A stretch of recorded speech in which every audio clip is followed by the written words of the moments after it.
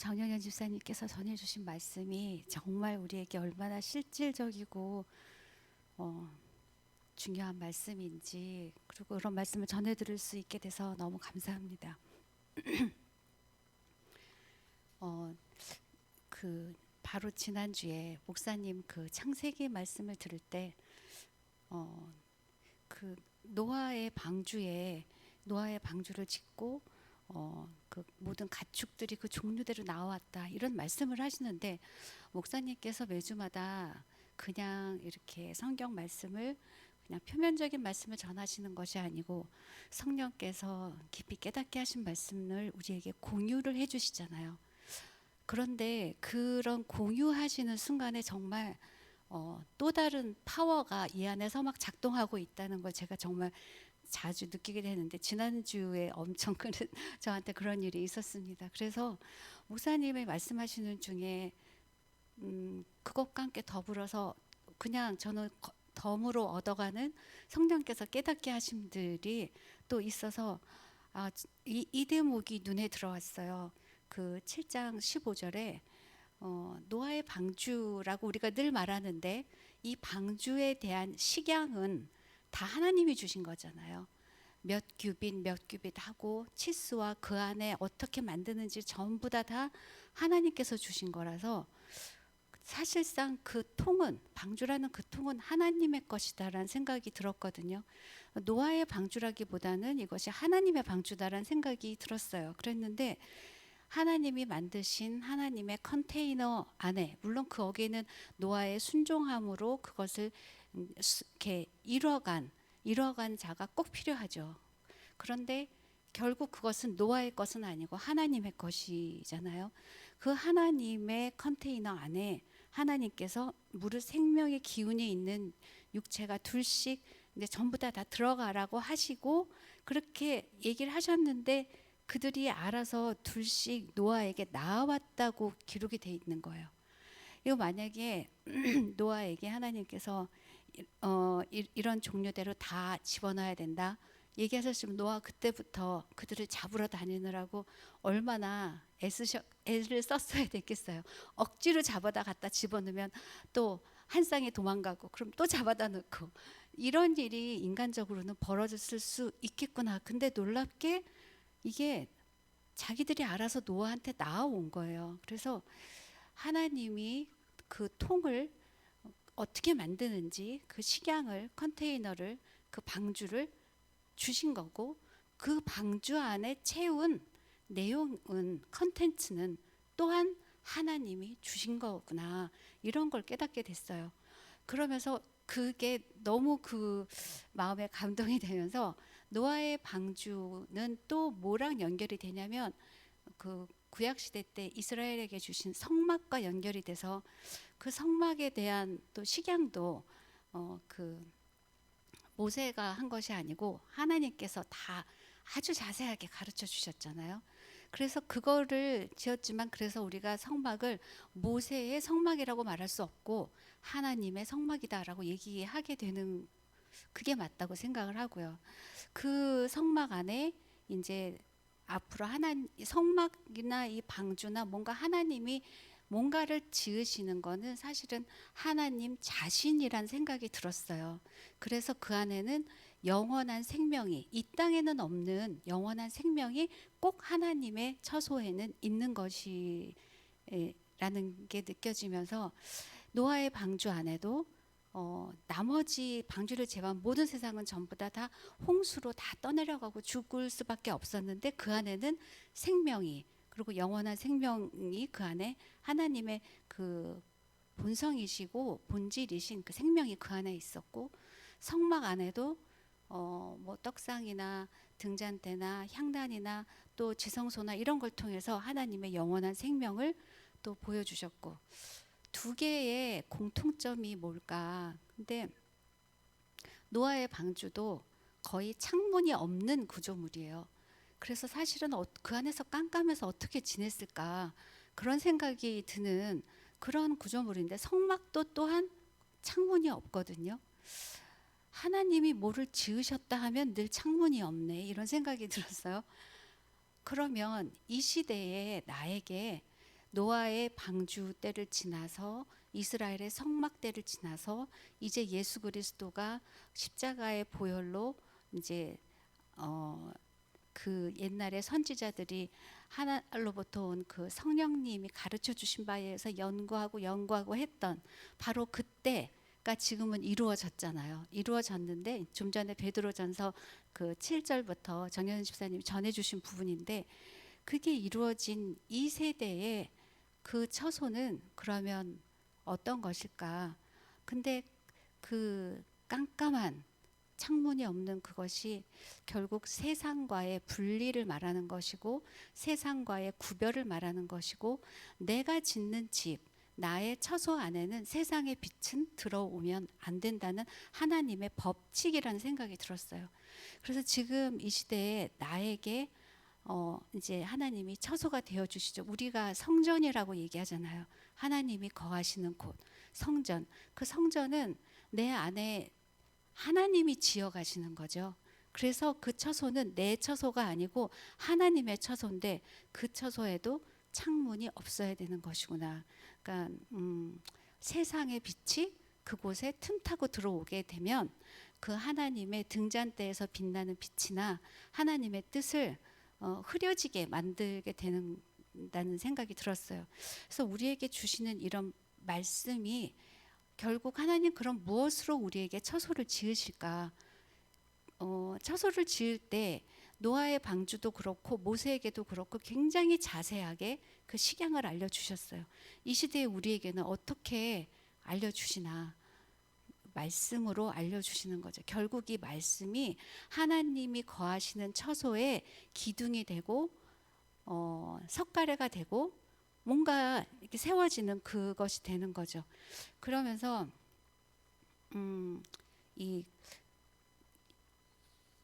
우리가 이렇게 묵상을 공유한다는 것이 이게 얼마나 놀랍고도 감사한 일인가가 생각이 되는 거예요. 그래서 근데 제가 지금 이런 얘기를 하면 제가 오늘 맡은 본문은 베드로 전서 1장이거든요. 1장 13절에서부터 19절인데 맡은 본문과 좀 이렇게 동떨어지지 않았나 이런 생각도 들기도 하는데 자꾸만 이런 부분이 안에서 묵상이 되고 이걸 제가 기록을 하게 되는 거예요. 근데 그 이유를 어렴풋이 알겠어요. 왜냐하면 성경 말씀 이게 하나님이 결국 하나님의 처소를 지어가는 식양서이기 때문에 이 밑을 들어가면요 베드로전서도 요한계시록과 만나고 또 누가복음이 요한복음과 만나고 모든 그 말씀들이 밑에서는 다 같은 얘기를 외치고 있거든요.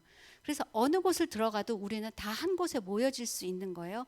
그 밑에 쭉 파고 내려가면 지하수가 모이듯이 그 안에 있는 생수는 다 같이 모여 있는 것이라서 그래서 이게 나눠도 되겠구나 이런 생각을 제가 하게 됐어요. 이 묵상 우리가 이렇게 금요일 날에는 이제 여자 집사님들이 같이 묵상을 한 것을 공유하죠, 그죠? 그리고 또 주일 날 오후에는 남자 집사님들께서 또 그렇게 묵상하신 걸 공유해 주시는데 이거는 정말 이 시대에서 너무나 중요한 일이고 하나님의 처소를 지으라고 명하신 거에 대해서 순종하는 노아와 같은 일 아니면 그 오홀리압과 같은 일들이 지금 교회에서 일어나고 있구나 이런 게 깨달아졌어요. 그러면 이렇게 묵상하고 이 묵상을 우리가 제가 묵상한 것을 혼자만 갖고 있으면 이제 거기서 멈추는데 이런 자리를 하나님이 이렇게 마련하셔서 서로 공유하게 하시잖아요. 이거에는 어떤 의미가 있나? 근데 제가 금요 이렇게 말씀을 저희가 이제 온라인으로 보니까 다른 집사님들이 전하신 말씀들을 이제 집에서 듣게 돼요. 근데 정말 너무 아름답고요. 그게 어떻게 말씀이 한 사람을 지어가는 모습이 너무 강건하게 그리고 튼튼하게 말씀 가운데 견고하게 이렇게 서서 그것이 지어지는 모습을 보는 것이 또 저에게는 엄청난 그 함께 달려가자는 그런 앉아 있지 말고 같이 달려갑시다 하는 어떤 그런 게 돼서 얼마나 서로 같이 막 바쁘게 주님께 달려갈 수 있게 하는지 그게 너무 감격스러운 일인 거예요. 그래서 주일날 그런 생각을 했어요. 묵상은 이게 전자레인지 같다 그랬어요. 왜냐하면 전자레인지는요, 차가운 음식이 들어가면 그 안에서 분자들이 막 움직이게 하잖아요. 마이크로웨이브가 그거 막 분자 움직이게 해서 자기들끼리 부딪히면서 이게 막 뜨거워지잖아요, 음식이. 그래서 이제 나오는 건데, 묵상을 하면 뜨거워지는 거예요. 묵상을 하면 그냥 처음에는 말씀을 봐야지 하고 했다가 들어가고, 아니면 또 목사님이 묵상하신 걸 이렇게 저희에게 전해주시는 걸 들으면 이제 그게 더 빨리 가속화가 되는 거죠. 분자들의 움직임이. 그러면서 그 안으로 들어가면 어느새 마음이 막 뜨거워져 있는 거예요. 막 주님을 향해서 막 바라보는 눈도 더 커져 있고 막 마음이 커져 있는 거예요. 주님이 이렇게 뜨거우라고 하셨는데 얼마나 미지근한 자리에 내가 있었는가, 이런 게 너무 찔림이 되고, 그러면서 그 라우디게아 교회가 생각이 났어요. 그래서 네가 이같이 미지근하여 뜨겁지도 아니하고 차지도 아니하니 내 입에서 너를 토하여 내리라. 이 요한계시록의 이 말씀을 들으면 절대로 미지근하면 안 되겠다. 근데 왜 차라리 그 뒤에 보면 또 이런 말씀이 있어요. 차라리 뭐 뜨겁든지 차갑든지 해라. 그런데 아니, 차갑든지 해라 그러시면 안 되지 않나? 계속 뜨거워야 된다 이러셔야 될 것 같은데 왜 차갑든지 해라 이러셨지? 미지근한 것보다도 차가운 게 더 낫나? 그런 생각이 들었을 때, 차가우면요, 각성이 일어나잖아요. 나는 너무 차가워라는 거에 대한, 내가 주님께 너무 멀리 떨어져 있어라는 거에 대한 곤고함이 밀려오고 각성이 일어나게 되는데, 이 미지근한 상태는 아주 차갑지가 않기 때문에 나름 깨어 있는 것 같고 나름 주님을 바라보고 있는 것 같거든요. 그런데 그냥 거기서 머물러 있는 거예요. 그러니까 하나님의 말씀으로 지어진 이 처소 했는데 그 안에 컨텐츠를 하나님께서 이렇게 암수가 둘이 나오듯이 들어가야 되는데 컨텐츠를 채우지를 못하고 있는 거죠. 그 컨텐츠는 결국 주의 말씀에 의해서 움직여지는 나에 의해서 그 컨텐츠가 채워지는데, 하나님 없이 내가 혼자 그걸 채운다? 이건 있을 수가 없는 일이에요. 순종함으로 그것이 채워져야 되는데 미지근한 상태에서는 그게 안 되는 거예요. 뜨거우면 그게 되겠죠. 그러면서 주시는 말씀이 미지근한 자들의 특성이, 갑자기 요한계시록을 나누게 됐는데, 나는 부자고 부요하고 부족한 것이 없다고 하고 이렇게 얘기를 한다는 거예요. 그렇게 느낀다는 거예요. 정말 마음에 찔림이 많았어요. 그랬는데 너가 실상은 공고하고 가련하고 가난하고 눈도 멀은 데다가 벌거벗었다 이렇게 말씀하시거든요. 그러면서 내가 너를 권하노니, 그러면 도대체 이 미지근한 상태에서 어떻게 벗어나냐고요. 방법을 우리가 알고 싶잖아요. 근데 18절에 이제 방법을 알려주시는데, 내게서, 그러니까 주님에게서부터, 나로부터, 그러니까 이게 주님 소유예요. 불로 연단한 금을 사라. 이 금이 다른 데서 사오는 게 아니고요. 열심히 막 봉사해서 그 금을 사는 게 아니고요. 주님께 그 금을, 주님이 금을 파시는 거예요. 주님께 가서 금을 사고, 또 주님께는 흰 옷이 있다고 하시는 거예요. 흰 옷을 사서 입어라. 그래서 벌거벗은 수치를 보이지 않게 하고, 또 주님께는 안약도 있는 거예요. 안약을 사서 눈에 발라서 네가 그걸로 보게 하라. 이렇게 말씀하시는 거예요. 이게 다 주님의 소유예요. 금과 흰옷과 안약. 주님 소유이고 주님인데, 이 주님이 우리에게 이렇게 파실 수 있고 우리가 가서 살 수 있는 것이 무엇인가 생각하면 그것이 바로 말씀이죠. 주님 자신이 말씀이시고,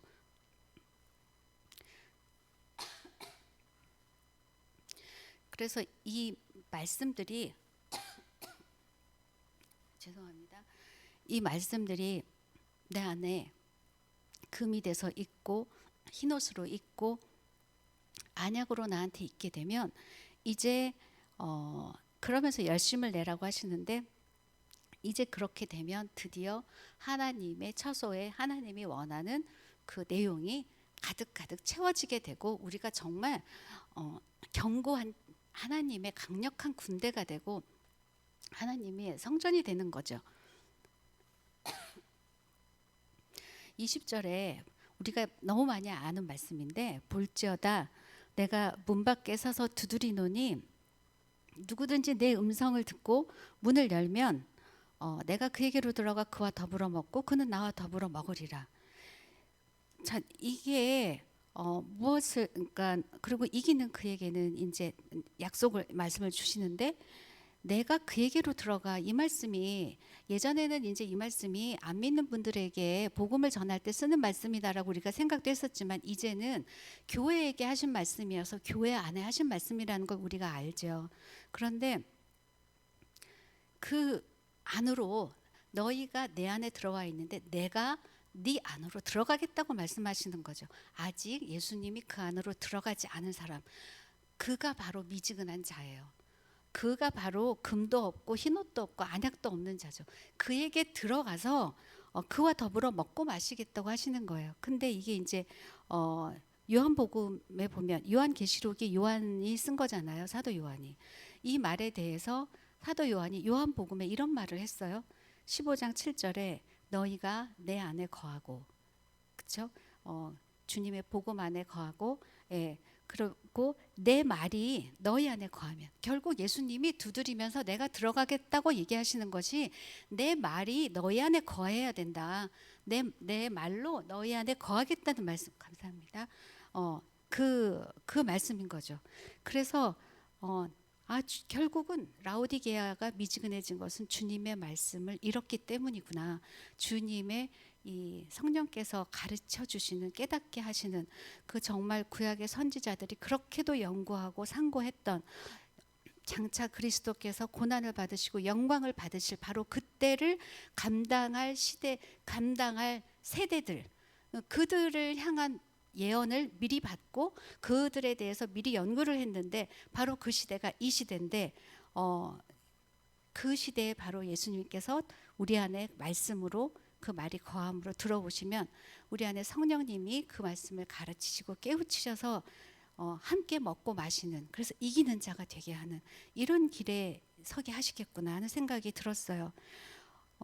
근데 요한복음 15장 7절에 보면 그 말씀이 너희가 내 안에 거하고 내 말이 너희 안에 거하면 그러면 진짜 뭐 이렇게 성전이 세워질 거야, 구원을 받을 거야, 이런 말씀이 아니고, 그렇게 거하게 되면 무엇이든지 원하는 대로 구하라, 이 말씀을 하시거든요.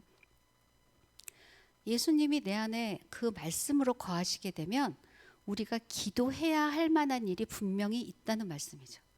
그러니까 예수님의 말씀이, 내 말이 네 안에 거하면 너 그때부터 기도할 게 굉장히 많아질 거야. 너 혼자 힘으로는 할 수 없어서 지쳐서 쓰러져서 나의 도움이 필요할 일들이 있을 거라는 말씀으로 저에게 해석이 됐어요. 그래서 그러면 무엇이든지 다 구하면 그것을 이룰 것이다. 그러면 이 말씀이 이제 베드로 전서에서도 제가 이제 맡은 부분은 이제 거룩에 대한 말씀이에요.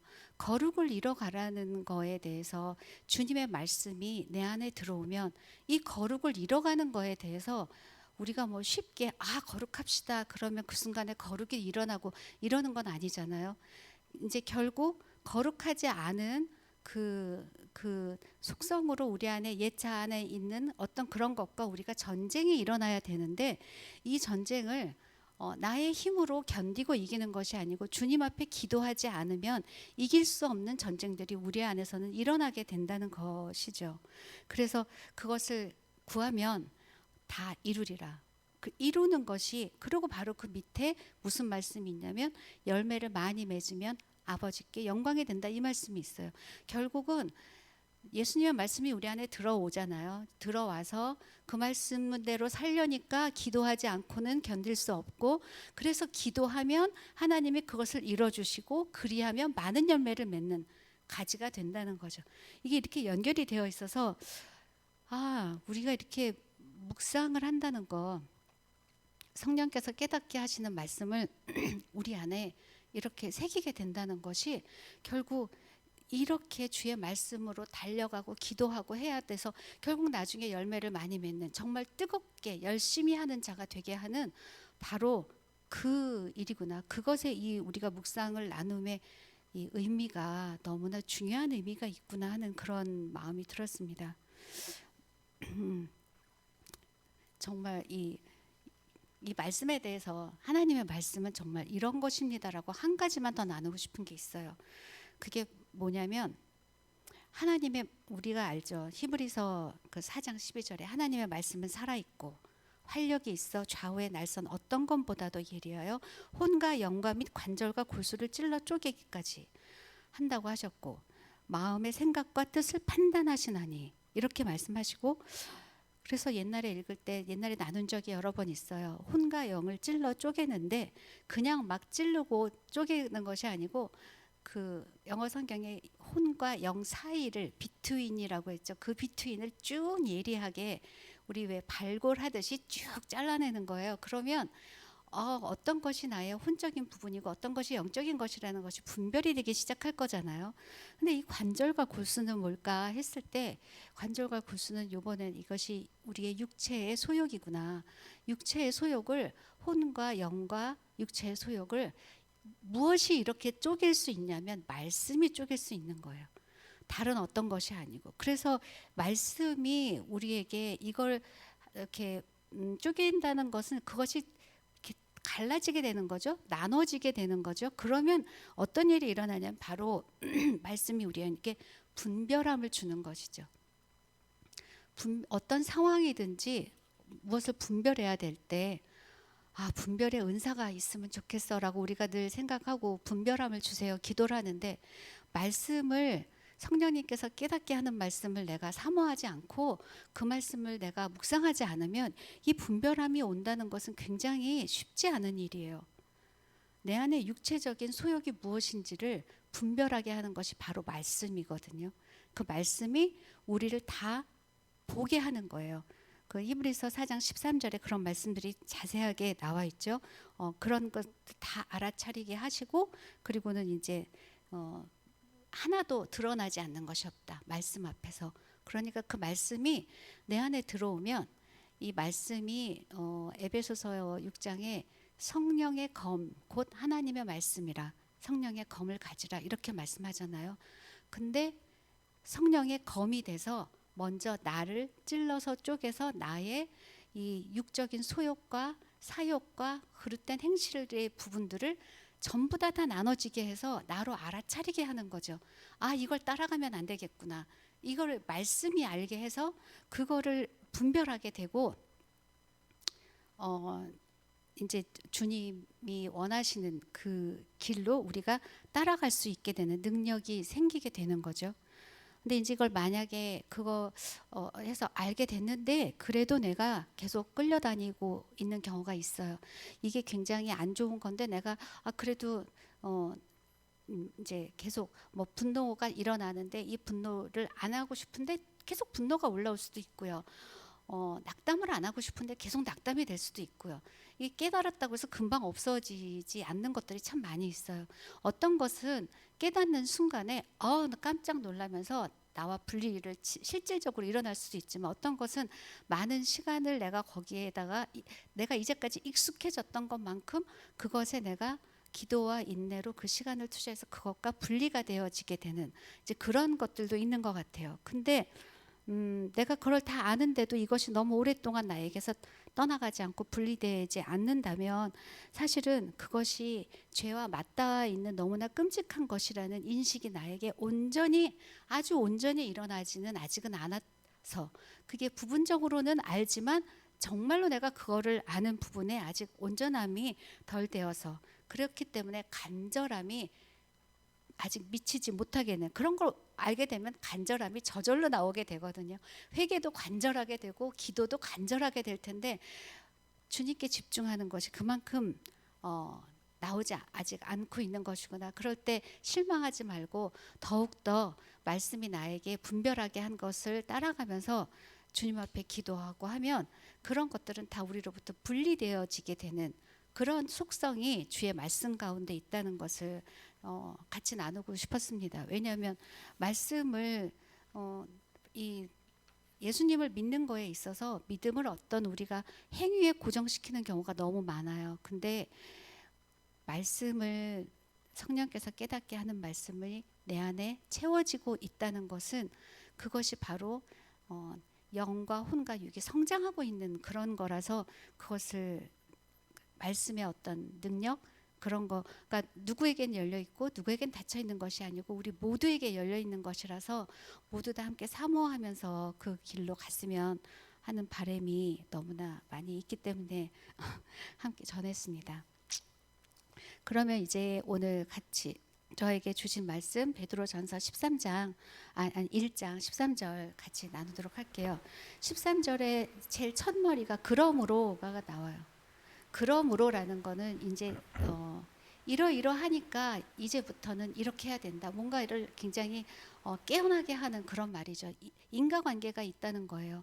왜 우리에게 거룩하게 해라라고 얘기하느냐 하면 바로 그 앞에 있는 말씀과 연결이 되죠. 옛날에 그 전에 하나님의 나라에서 성령을 하나님께서 천국에서 성령을 보내셔서 선지자들에게 깨닫게 하셨던 것, 그들이 연구했던 것, 장차 오실 그리스도가 받으실 고난과 영광에 대해서 그들이 예언하고 그것을 연구했던 바로 그런 것들이 지금 우리의 시대에 이루어졌으니, 근데 이것이 그냥 이루어졌나 보다 이게 아니고요. 천사들까지도 드디어 이제 그때가 됐어. 드디어 그때가 됐어. 이제 이들이 이 세대가 이제 말하자면 우리가 릴레이로 달리기를 할 때 마지막 바톤을 받은 자들이 바로 우리 세대인 거예요.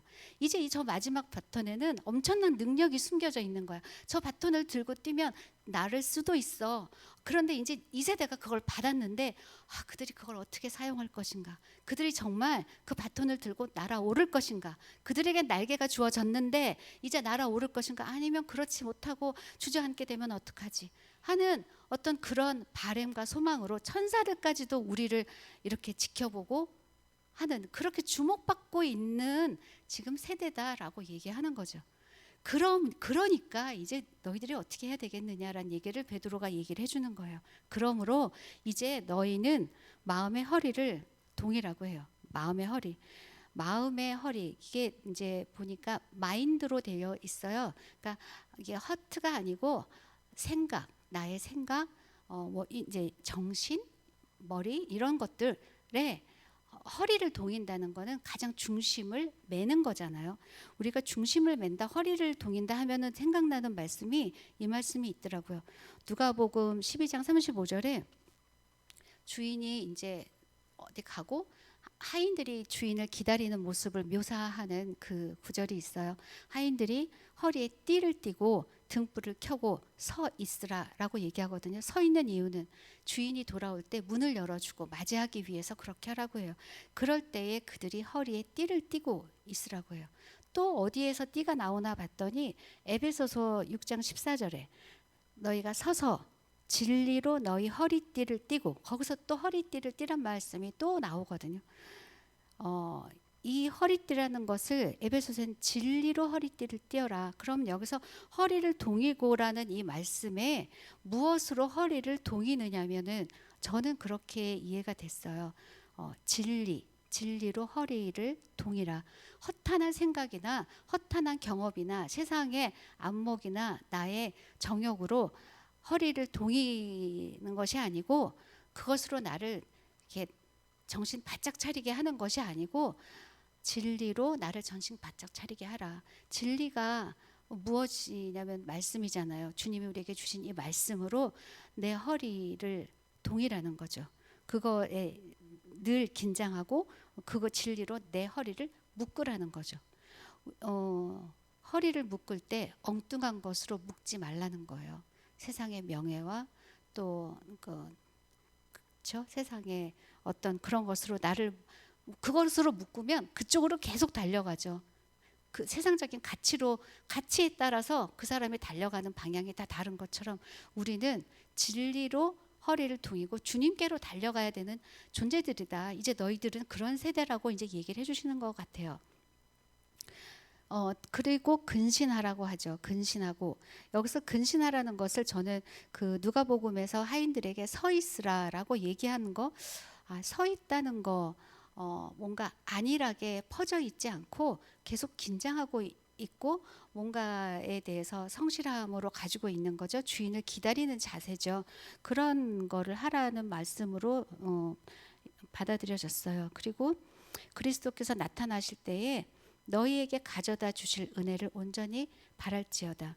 이제 이렇게 하게 되면 주인이 오실 때에 그 누가복음에는 그런 말씀이 있죠. 하인들이 이렇게 기다리고 있잖아요. 그럼 주인이 도착했어요. 그랬는데 다 자고 있는 시간인데 안 자고 허리에 띠까지 띠고 서서 기다리고 있는 하인이 문을 열어줘서 주인을 맞이해요. 그러면 바로 그 다음 대목에 주인이 허리띠를 띠고 이 종의 시종을 들어주는 것이 나오거든요.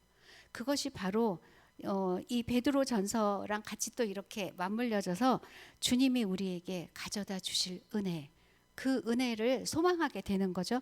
그것이 이제 이렇게 한 자들에게 주시는 거죠. 그렇게 생각이 됐고, 이 근신하란 말이 사실은 굉장히 진지해라라는 뜻이에요. 진지해라. 술 취하지 말고 진지해라. 냉철할 만큼 진지해라. 14절의 말씀을 보면 너희가 순종하는 자식처럼, 자 이제 순종하는 자가 되었으니 전에 알지 못하던 때에 뭘 몰랐냐면 이제 하나님에 대해서 알지 못했던, 무지했던 그때에는 무엇을 따랐냐면 너희의 사욕을 따랐다는 얘기예요. 그때에 따르던 너희의 사욕을 본받지 말고.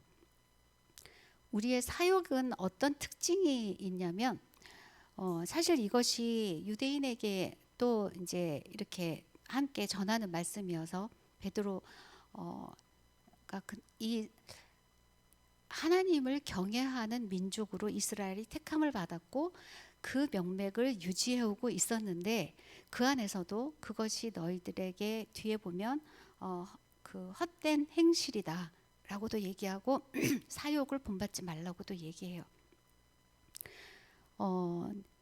이런 것이 정말 그 하나님과 그러니까 표면적인 율법을 지켜나가는 거, 그것이 내가 인정받기 위해서나 내 스스로 내가 인정하기 위해서나 남의 인정을 구하기 위해서나 어떠한 이유에서든지 간에 하나님이 주신 율법에 있는 그 정신, 내가 거룩하니 너희도 거룩하라라고 했던 그 정신은 알지 못하고 그 세세한 그 계명만 따라서 그것만 똑 따서 지키는 것 같은 그런 삶을 사는 것은 이제 그것이 바로 헛된 행실이었고 그것이 바로 너희의 사욕이었다라고 얘기를 해요. 이 사욕이나 헛된 행실을 통해서는 이제 버려야 되는데 이유가 뭐냐면 이거는 열매 맺지 못하는 가지예요. 요한복음 15장에 그 포도나무 가지의 비유가 나오잖아요. 근데 거기에 보면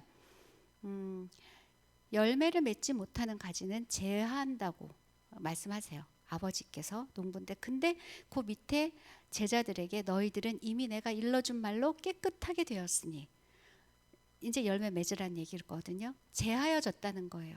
그 열매 제거해야 되는 그 가지를 우리가 가지고 있는 거예요. 그게 육체의 소욕이죠. 근데 이 소욕이 육체의 소욕이 계속 같은 말씀이죠. 요한복음 15장에서 예수님이 너희들은 내가 이미 일러준 말로 깨끗하게 되었다. 뭘로 깨끗하게 되냐면 말씀으로 깨끗하게 되는 거예요. 말씀으로. 그 말씀으로 제거가 된다는 거죠. 우리의 육체의 소욕은. 이것이 아까 성령의 검, 예리한 검으로 우리의 이런 것을 다 분별하게 하고 그래서 그것을 버리게 하고 제거하게 하는 것과 사실은 다 같은 라인에 서서 우리에게 이렇게도 설명해주고 저렇게도 설명해주고 이해하게 이렇게 해주는 것 같아요. 그렇게 깨끗하여졌으니 이제 내 안에 거하라 이런 말씀을 하시거든요. 그래서 이제 그 사욕을 본받지 말고 15절에 오직 너희를 부르신 거룩한 이처럼 우리를 선택하고 부르신 거죠. 우리를 부르신 너희 그 거룩한 이가 하나님이세요. 너희도 모든 행실에 거룩한 자가 되라. 그러면서 16절에 기록되었을 때 내가 거룩하니 너희도 거룩할지어다 하셨느니라. 이제 베드로가 이 거룩에 대한 말씀을 하면서 구약에 있는 말씀을 인용을 해요. 이거는 왜 그 초대교회 신자들에게 구약의 말씀을 인용을 할까?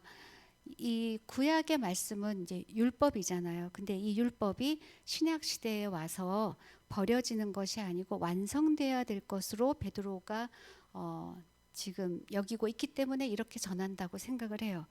그때에 내가 거룩하니 너희도 거룩하라고 하신 그 말씀이 이제 비로소 아주 특별한 세대, 하나님의 영이 함께 달려가는 세대, 그리스도의 고난과 영광이 고난으로 인해서 취하여진 영광이 임한 세대, 그 세대는 구약에 주어진 그 율법이 완성될 수 없었던 구약과 달리 이제는 완성될 수 있는 시기에 와 있다는 거죠.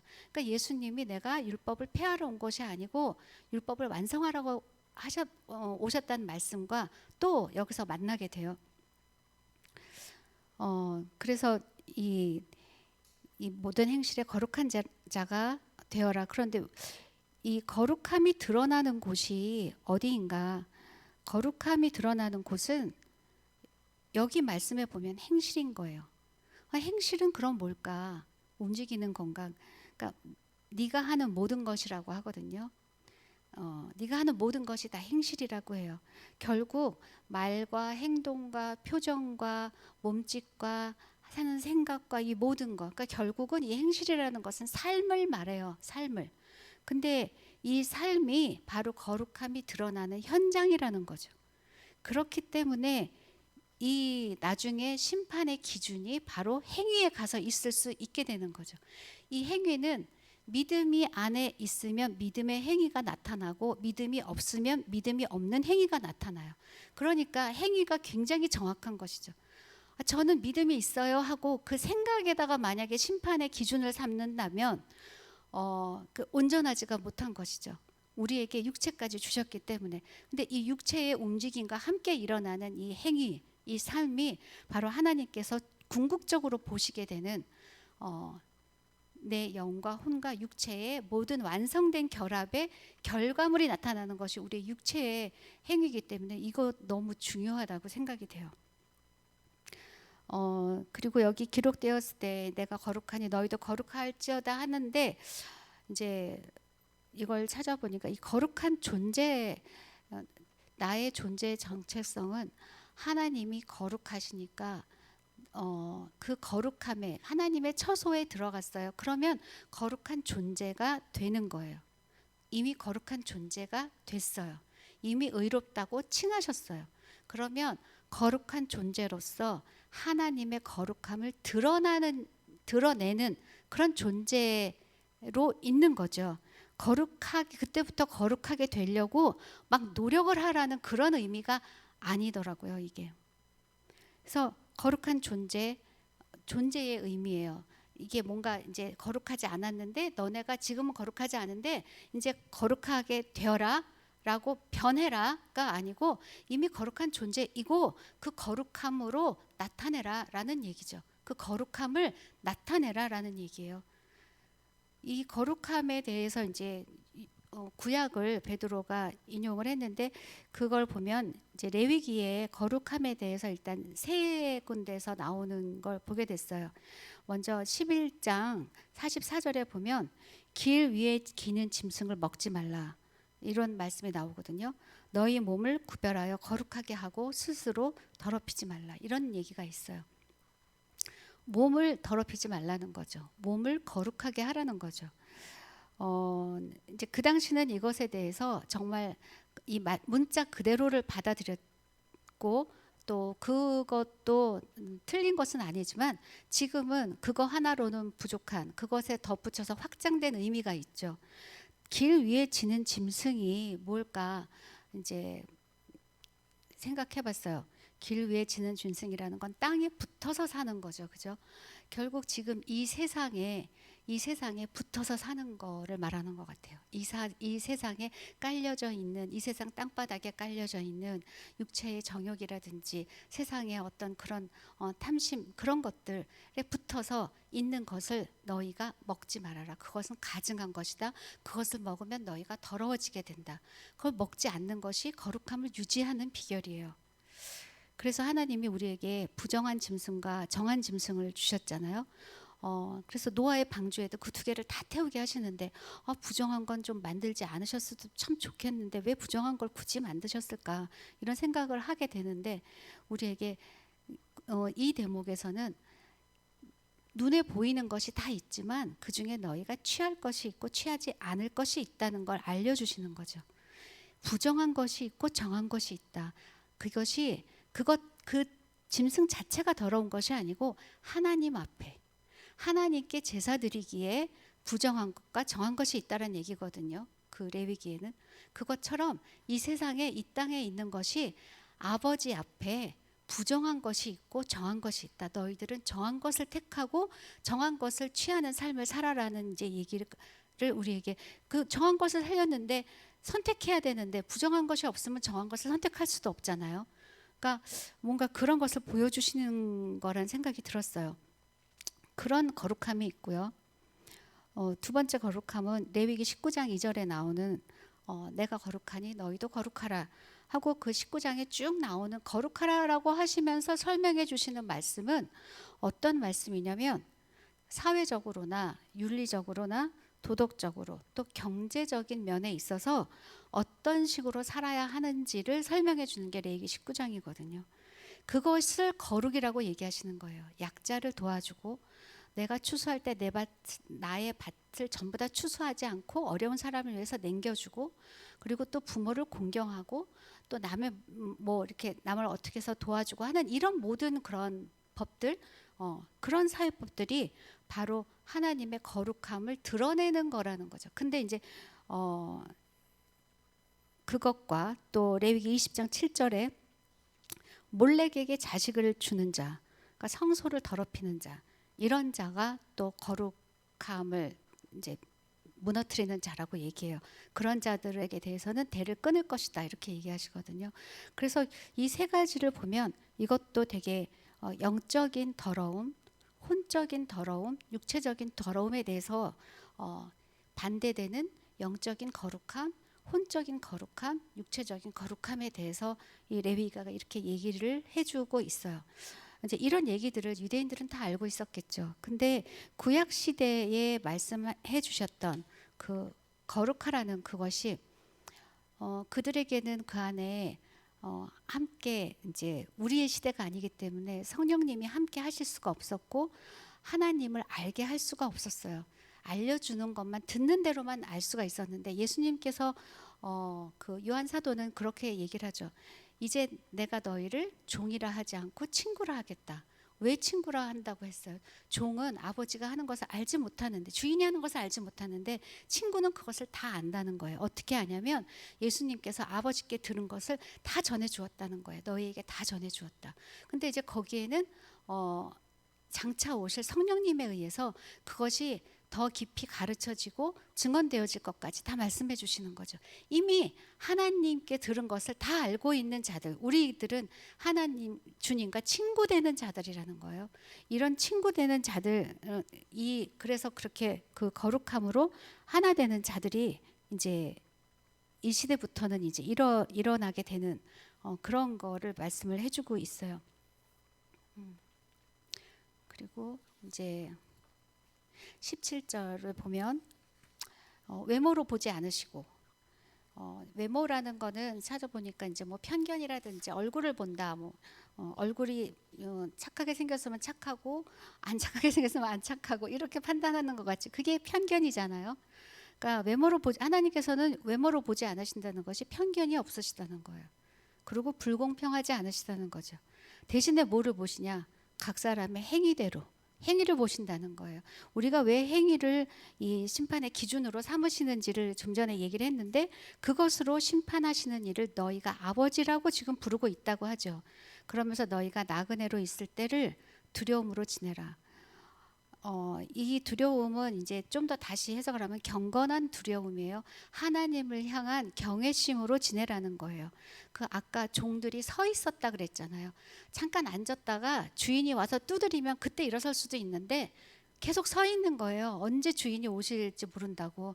그런 것이 바로 그 경외함으로 지내는 거죠.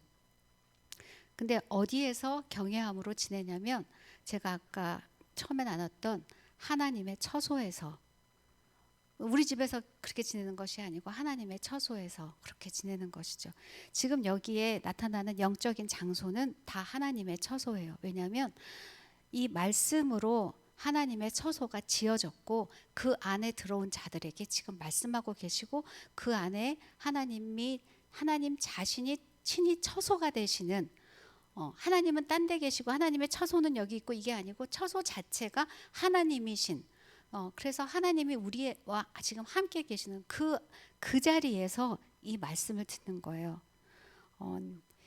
그 안에서 경외하는 마음으로, 경건한 두려움으로 이렇게 지내라고 권면하고, 18절에는 너희가 알거니와 너희 조상이 물려진 헛된 행실에서 대속함을 받은 것은 은이나 금같이 없어질 것으로 된 것이 아니고, 자, 조상이 물려준 것이 헛된 행실이었다고 해요. 아까 얘기한 것처럼 율법의 모양만 지키는 거, 그러니까 아까 요한복음 또 얘기했던 것처럼 그 주인이 하는 일을 다 알지 못하는 거죠. 문자적인 명령만 알지 왜 이걸 하라고 하는지는 알지 못하는. 근데 우리는 아버지께 들은 것을 예수님이 다 우리에게 알려주셨고 성령님께서 다 가르치시는 그런 세대라서 우리는 아버지의 마음을 다 알 수밖에 없어요.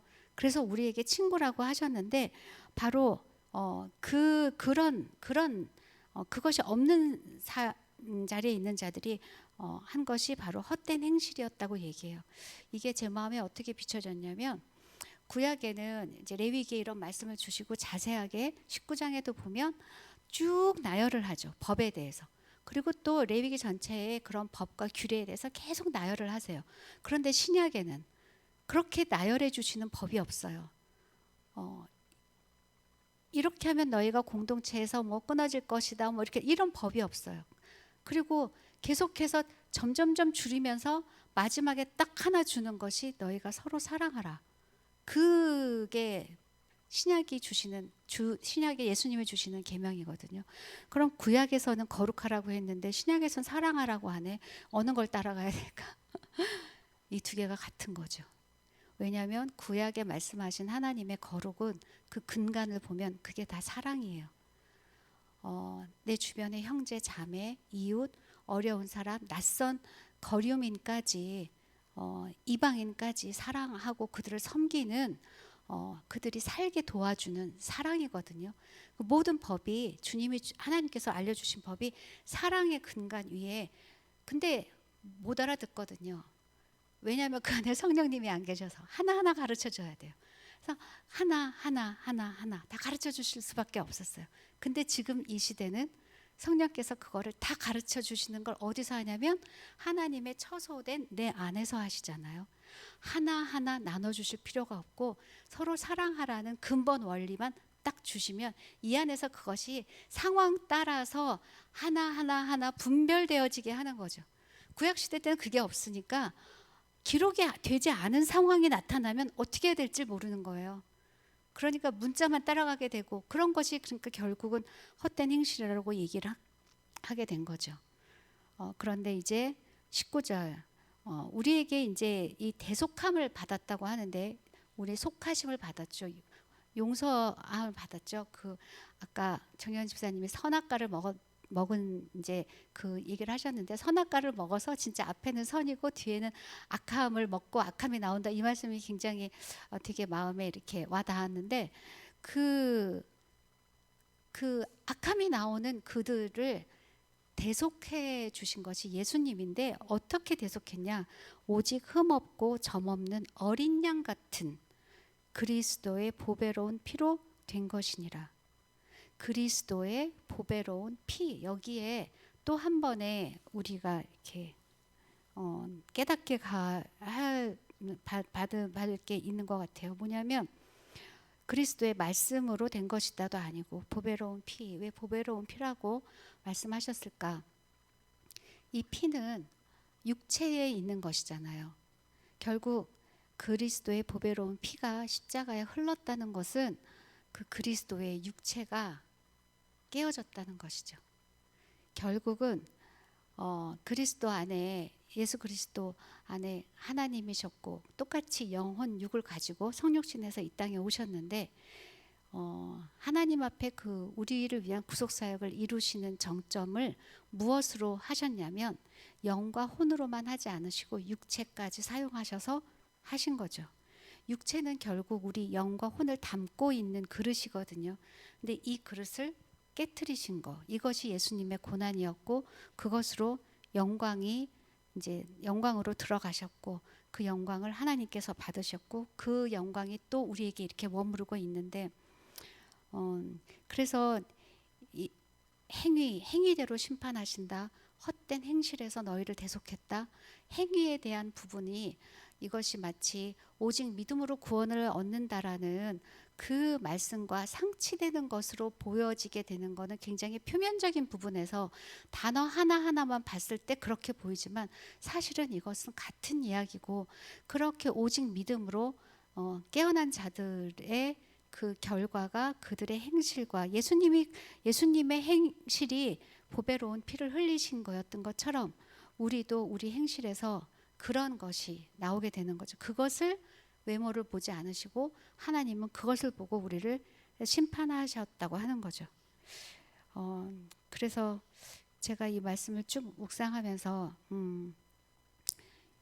정말 이 시대에 노아의 방주와 성막을 지나서 그 하나님의 영원한 생명이 머무르는 처소가 지금 내 안에 지어지고 있는데 무엇으로 지어지냐면 말씀으로 지어지고 있는데 근데 예수 그리스도의 보배로운 피가 없었다면 그런 일은 일어날 수가 없는 거죠. 그게 지어지고 있는데 그 안에 컨텐츠를 채워야 되잖아요. 그 노아에게 나온 암수 둘씩 나온 그들처럼 그리고 또 성막에 채워져 있었던 것처럼 그것이 이 땅을 나그네로 너희가 산다라고 얘기하시는데 나그네로 사는 동안 내 처소된 그 하나님을 경외하면서 그 경건한 두려움을 가지면서 그 말씀을 따라서 이렇게 지내가는 것 그것이 바로 이 성전의 그 안을 주님의 영으로 채워가는 그런 일이 되겠구나 하는 그런 감동을 받았습니다. 그래서 그것을 함께 나누게 하심이 너무 감사하고 네, 감사합니다.